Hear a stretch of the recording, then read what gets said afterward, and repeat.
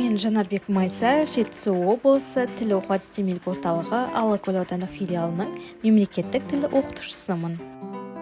Менің жұмыс уақытым таңғы 9-дан кешкі 6:30-ға дейін жалғасады.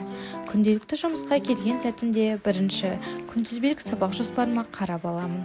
Бүгін менде В2 ортадан жоғары деңгей тыңдаушыларында сабақ, ал біз сабаққа дайындықты бастап кеттік.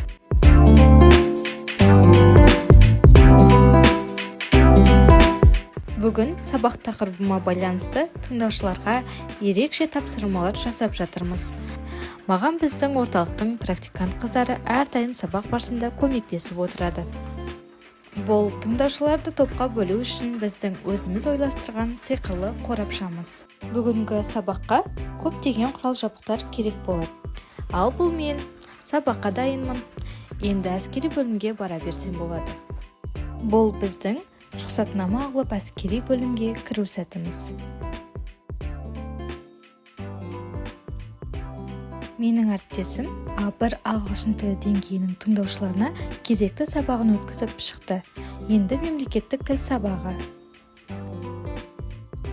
Бүгінгі грамматикалық тақырып тақтаға жазылып, сабақ басталды.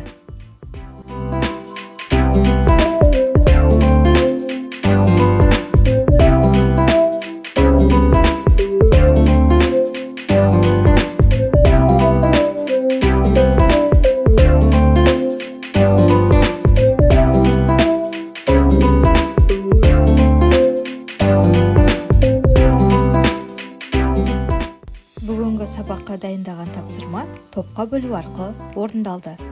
Тапсырмаға барлық тыңдаушылар белсене қатысып, жаттығуларды тыңғылықты орындады.